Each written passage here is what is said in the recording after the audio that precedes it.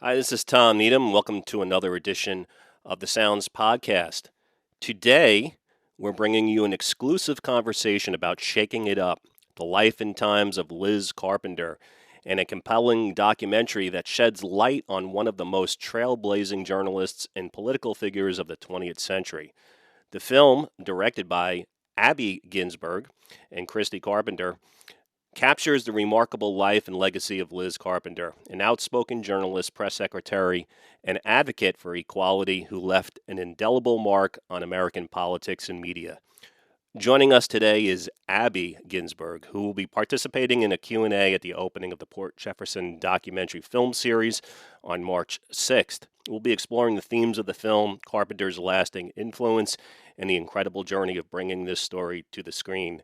Abby is an independent documentary film director and producer and founder of Ginzberg Productions. Abby, thank you so much for joining us on the program today. Happy to be with you. Yeah, of course. I think we've actually spoken in the past about other films of yours, but I was very interested in what drew you personally to this story of Liz Carpenter. I'm happy to tell you. The way that the film came about, which is different than sort of my appreciation for Liz, which goes back longer than the film, is that her daughter had written a story that appeared in the local newspaper in Austin on the anniversary of her mother's 100th birthday. Her mother had died in 2010, but in 2020 she would have been 100, and Christy wrote a kind of tribute to her mother. And I took one look at this article and I said, wow, this could really make a great film. And I suggested to Christy that we think about that. She was, she was on her way to thinking about writing a book. And I said, your mother is funny. Very few people, like her even existed during the time that she was trailblazing her paths to Washington, et cetera. I said, let's see what we can put together, given the interviews that have been done with her and the footage that exists. I said, I think there's a movie here. And Christy knew kind of where all the bodies. Oh, I am getting dinged. I'm sorry. Christy knew where the bodies were buried in her mother's life. And so we started with a pretty good outline of where to look for her interviews. And that enabled us to really think about making a movie that would rely heavily on Liz's own voice, even though she'd been dead for, several years. Because there was such great archival material about Liz, I thought, well, this could really work for us. And it turned out it did. We didn't know exactly what the archives would, generate, and we weren't sure what photographs we would actually have until we really started doing the work. But once we started doing it, it was extremely rich. Her mother was a pack rat, and much of the stuff that we use in the film was stuff that we were kind of aware existed when we started. So it was not the normal hunt and pick journey of most documentaries where you have no idea what's in the archives and you just pray that you're going to find some good material. Well, you So certainly that's what led me to think, yeah, go ahead. well, you certainly do have a lot of great material. Some of that material is about the early years in Texas. Why was Texas such an important part of this story? Well, I think again, you'd sort of look for what's the arc of the story. So the question is, how did Liz Carpenter kind of come into her own and come into her feminism, which we see much later in her life when she's, a very strong advocate for the Equal Rights Amendment, when she's working with women to try to get them elected, like Ann Richards and other women. We tell a story about Fannie Lou Hamer. So the question is, where did this all come from? And so much of it started in her early years growing up in Salado, Texas. Now, that is not a story that I knew going into this film. But Christy knew the story and said, we've got to talk about her early pioneer relatives who were women who came to Texas, in the 1800s and really made a difference here. Plus, she had these two suffragist, I don't know how you say it, suffragette or suffragist relatives. And she was strongly influenced by strong women at a time when, a lot of other people didn't know too many strong women. So Liz came by her moxie, I would say, kind of, intergenerationally. And that was a story. We couldn't go into great depth about who these people were or so on, but at least we call out their names and we show some of the plaques in Texas where, history records their having been, et cetera. And what you really see is that Liz she didn't arrive fully formed, but from her early years as a journalist at the University of Texas, and we're talking, before 1940, she really, you know, thought she just wasn't stopped by the normal stuff that stopped women. I mean, there's a thing we say in the film where it's like normally somebody would run to be secretary of the local college newspaper, and she ran to be vice president of it or the college class. I mean, she just didn't feel limited by the normal restrictions that most women experienced. And let me say one other thing. I don't think Lady Bird Johnson did either. I mean, it turns out that she and Lady Bird actually shared a lot of, I don't know, whatever you want to call kind of that Texas spirit that we see later in Ann Richards and Molly Ivins and Barbara Jordan. But these women, these women had it at the beginning themselves. And I think understood something about the capacity of women, I don't know, to affect history. And so the more we kind of got into the film, the more intrigued I was by that, because this is not a story that's told very often about, trailblazing women, who are kind of under-recognized in their own lifetime, but have a lot to teach us, years later as part of American history. For people that don't know, what were some of the actual barriers that she faced as a female journalist in the 1940s or so? Okay, so she graduates from the University of Texas as with her journalism, as she says, her journalism degree intact, and comes to Washington and starts looking for a job. And she got lucky because she could type that she was sort of part secretary, part reporter. And she gets hired. Oh, I'm not going to remember the name of the paper, but by some southern, newspaper in the Oklahoma, whatever it was called. So she starts representing, southern and southwestern newspapers and starts providing copy for them. And because she's from Texas, one of the things that the film reveals is that she gets to know her congressman, who happens to be Lyndon Baines Johnson, except that he's away at the war during World War II. And so the person running his office is Lady Bird. And that's how they meet.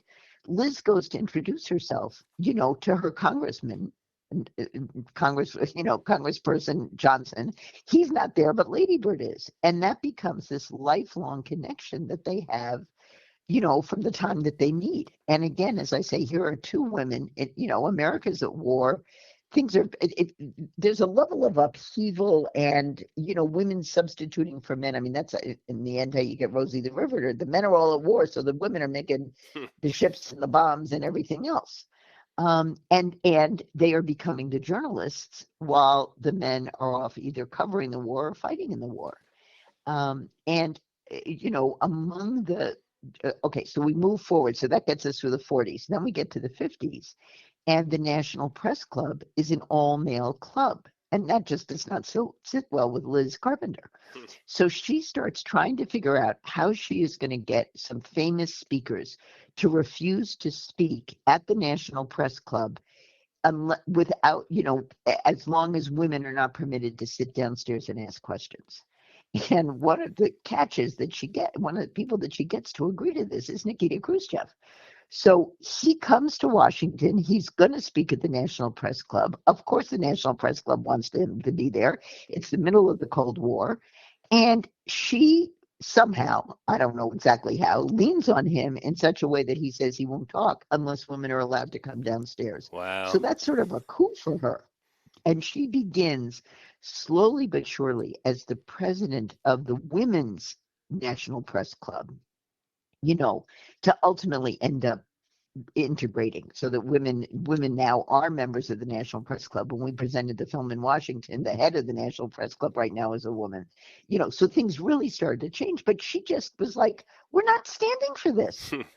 We're not going to sit up there behind a curtain and pretend we're not here. We're going to come down. We're going to play the role we always play as journalists. And, you got to figure out how you're going to make this work for you.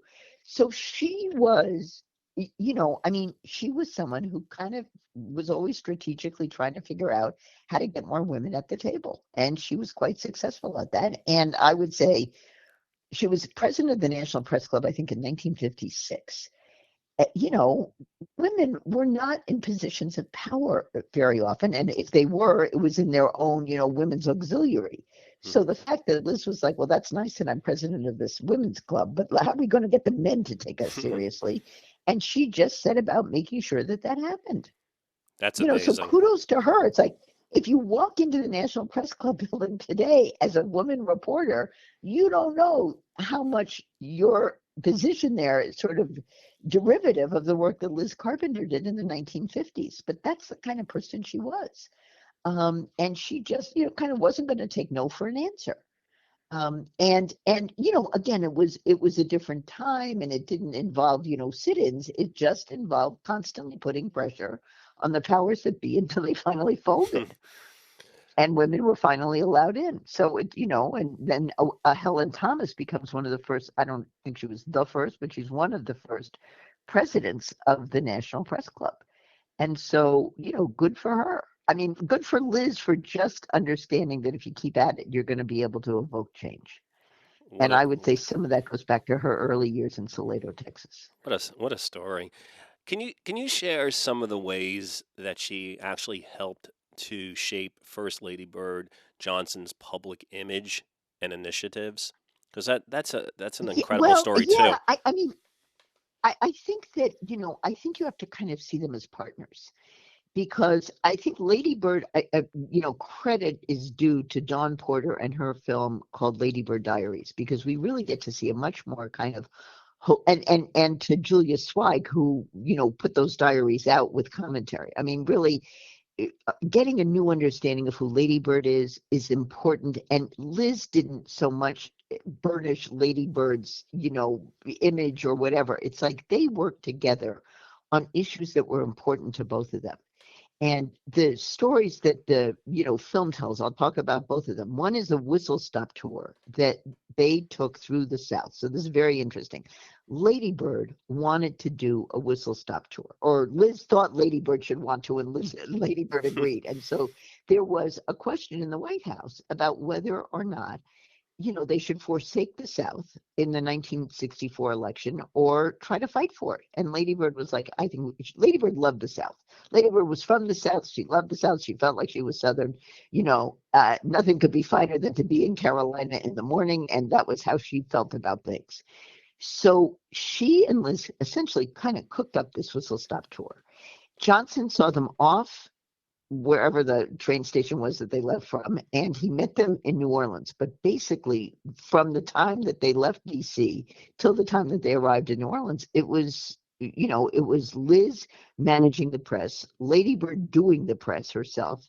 Sometimes one of her daughters might be along, but it was essentially a women-only operation, and there was a lot of resistance among men in the White House, thinking this is a terrible idea. But the fact is, they won. Okay, it was Virginia and Florida that they never expected to win. They won, and a third state, I think maybe North Carolina. So of the 8 states that they went through, they only won 3. But Johnson, won by a landslide in 1964. So it certainly helped. And it's like what we show in the film is the incredible press that Lady Bird got. So the way in which they were partners, so Lady Bird's the front person for all of this. Liz is behind the scenes and is making sure that every reporter that wants to get on that train somehow squeezes onto the train.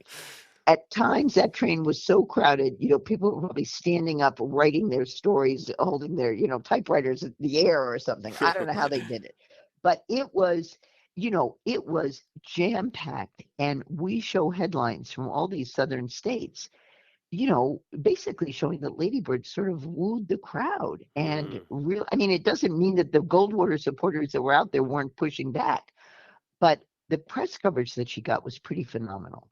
And so overall, that whistle stop tour was considered a major success. And it wouldn't have happened without Lady Bird wanting to do it and Liz knowing how to pull it off.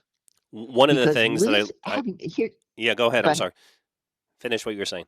No, I was just going to say that the thing that Liz brought to the table as Lady Bird's press secretary is that she herself had been a journalist covering, the White House. I mean, she covered Roosevelt, and she covered, she covered Eisenhower and so on. So it's like she knew what she understood what the journalists needed in order to kind of get the right story, and she knew how to feed it to them. Mm. And that made a huge difference. She didn't just come into this as some, I mean, we look at these press secretaries now and we think to ourselves, where did they get them from?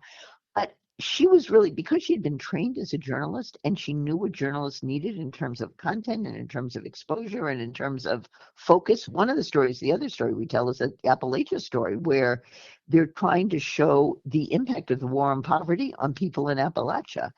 And one of the things that Liz says is we always kept our focus. If we were doing schools in Appalachia, we were not going to start doing, healthcare clinics and 14 other things. We were going to stick to the school story and try to show how the war on poverty was improving the schools themselves, the school lunches, the ability of the kids to learn because they weren't starving anymore, et cetera. And so Liz understood that it's like, if you're going to take a theme, take it, follow it, and flesh it out. Mm. Don't distract, the journalists with 6 other things that aren't going to help, tell one story. So, and I think, we see that again in the environmental segment of the film. Again, she was hands-on. She took people to the place. She, Liz, and Lady Bird together took people to the places where the action was happening. They weren't sitting around at the White House doing it in a press room. They were going to Appalachia. They were going to the national parks that had been created. They were going to the states in the South that needed to be, have promoted for Johnson, et cetera. You know what I mean? They went out and about, and it made it much more interesting for the press to be following those stories than to just come to a Washington press conference. Yeah, I'm surprised they don't do more So, of that today. I really enjoyed the part about visiting the national parks. Can you tell us a little bit more about that section of the film? yeah, well, I mean, again, Lady Bird gets, I don't know, lucky, whatever. Stuart Udall and Lady Bird are another great partnership. And Lady Bird, from a very young age, really cared about nature. I mean, really felt, I mean, we say it in the film that, that in order to have a healthy, balanced life, you have to have places where you can go and experience the trees or walk by a lake or, get into nature, even if it's like in Central Park. But her belief was that the hustle and bustle of everyday life took a lot away from people, and nature gave some of it back. That nature had a healing quality, that nature made you feel more fulfilled as a human being, and that we owed it to the natural, wonderland of the United States to try to save some of these places from, whether it was the billboards, or the timber industry or whatever. I mean, she just really cared about trying to preserve America's natural wonders. And Liz did too. And together they were a pretty dynamic duo in conjunction with the Secretary of the Interior, Stuart Udall. And so you had, and again, we're watching all this just kind of come undone today. It's enough to make you cry. But, that was the heyday of trying to preserve American natural lands from industrialization, from, as I say, the timber industry, whatever. And it's like they did a great job. And they really, they created these national parks. I mean, I worry for us today when we look at the cutbacks that are now happening at each of the departments, that are necessary to save them. So I don't know what's going to happen to our National Park Service. Are all the national parks going to close because Elon Musk doesn't think that, they're worth the money? So Lady Bird, in conjunction with Liz and in conjunction with Stuart Udall, was on a mission to save America's frontier, whatever you want to call it, natural resources for public use. And that people should not have to pay a lot of money to use them or to experience them or whatever. And that is that's a message that has guided American policy towards public land until like yesterday. And Mm. so I am shaking in my boots when I think about what's going to happen to the land and the parks that were created in the 1960s that have been preserved to this day. It worries me tremendously. And, I'm sure poor Lady Bird is turning over in her grave, as is Liz, because they worked very hard for this. And again, what we show in the film is how getting good press for the Grand Tetons or for the redwoods in Northern California or for, South Padre Island National Park in Texas. It's like, nobody's ever heard of these places if you don't live somewhere near them. Mm. And so part of the goal was to to give them some publicity so that people would then visit Right, them. right. And that has happened. I mean, Lady Bird's vision has worked. And here, Lady Bird and Liz's vision, but Liz was executing part of Lady Bird's vision. And here we are, however many years later, 60 years later. And if we don't stand up and fight for some of this, we're going to watch it be turned over to corporations, and it's going to be horrible. So I don't know. I mean, this film felt different to me 6 months ago than it does today, because everything that they were fighting for is now under complete threat. If we could just I mean, backtrack for there's an one issue about second. the film comes, a film is in dialogue with the times in which it comes out. Yeah. I mean, let me say, I want to say just one other thing. One of the things that we didn't get to put in the film, because you can't, when you're doing a portrait like we tried to do of Liz, you can't put everything in her resume in the film. Right. But as it turns out, one of the things that we left out, I'm now sort of feeling bad about, is that she was an assistant secretary for, I think they called it communications or public relations, for the Department of Education under Carter. He got her after she had left Washington to come back and do 2 years in the Department of Education. And that would have been a whole story about how she promoted the department and, what educational reforms were happening at that time and so on. And we just decided we didn't really have the room in this film to put that in. Well, today, now that the Department of Education is about to be a thing of the past, I'm going to feel really badly that we didn't do more about that. Wow. You know what I mean? It's like Yeah. it didn't occur to me that was a problem until 3 weeks ago. So the So very I'm just saying things that that sometimes you she, leave things out because you didn't have the room for it, and now you just rue that because we'd like to be able to have a conversation with audiences about the importance of the Department of Education. yeah, it's amazing. The very specific things that she fought for are under attack right now. If we can just backtrack for a Absolutely. second, when JFK was assassinated, I did not know, your film explains it, that Liz played a very, very critical role in the transition. Can you tell us a little bit about what you learned about that very early period Yes. right after the And even assassination? before the transition, I want to shout out to her.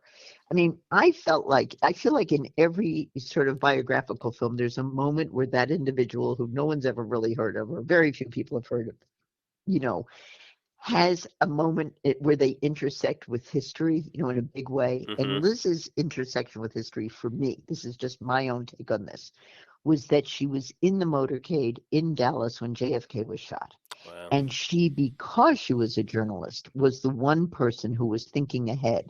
I mean, suddenly Johnson is president. I mean, the morning starts with JFK being president and Johnson being vice president.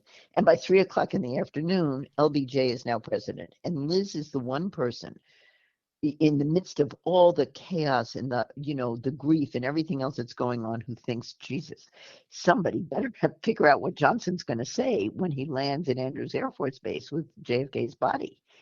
And she had the foresight to write some words for him, which we have the note card on which she wrote it, and then we have his edits on that note card. So I just want to say, her impact on that administration, on the new Johnson administration, begins at the moment, essentially, of JFK's assassination, when she is the person who is, thinking about, worrying about, and helping Johnson figure out what he's going to say to the nation. He was not that popular at that moment. And so she and he together figured out a very good 58-word speech that he was able to give. And then, as the film says, she then really helps the transition, because Johnson basically said, why don't you go work for Lady Bird? I mean, nobody was ready for this. There was no preparation. There was no transition. There was no nothing. And suddenly everybody's, the Johnson people are in charge. And so she felt like she could make the biggest difference by being Lady Bird's chief of staff and press secretary. And that's what she, essentially, that was the job she went for and got. And she was critical in terms of helping that transition because everybody was so distraught. And so her ability to keep the Johnson family, um, able to continue working with Jackie Kennedy and not putting pressure on Jackie Kennedy. It was like she was going to move when she was going to move, and it didn't matter. The Johnsons were happy to have Jackie take as long as she needed. And Liz helped facilitate that. And when Jackie finally was ready to move, Liz, of course, helped facilitate this huge effort of moving, an entire family into the White House. I mean, normally you prepare for that for months. And suddenly people had a week to figure out how they were going to pull that off. And Liz was kind of the mastermind of that. So that was the way in which she really helped. Um, and here's the other thing about Liz and the Johnson, administration. She had a good relationship with both of them. And the fact that she could go to LBJ directly if she had a good idea about something, or she wanted to weigh in about something, or she could put a note on his pillow. Not a lot of, first ladies, press secretaries had that kind of a relationship with the president. And Liz, because she had worked for LBJ for so long and had his trust, it just meant that she was so much more effective than she might have been otherwise. Abby, you've had an amazing career. You've told a lot of great, important stories. Tell me, last question, how this story about Liz really resonates with yourself and the work that you've been doing your whole life. Yeah. Uh, well, okay. So, if I think the thing that makes it, part of a continuum, makes Liz part of a continuum that I've been working on for a long time, is that I like telling stories and painting portraits of people who inspire me but are not well known in their, themselves. Like Liz Carpenter's not a household name. Lady Bird Johnson is, LBJ is, but Liz Carpenter isn't. And if you look at all the other, biopics or portraits or whatever you want to call them, the documentaries that I've done about people that you've never heard of, they all, are people who have intersected with others who are quite famous. So my South African judge that I did a film about, was close to Mandela.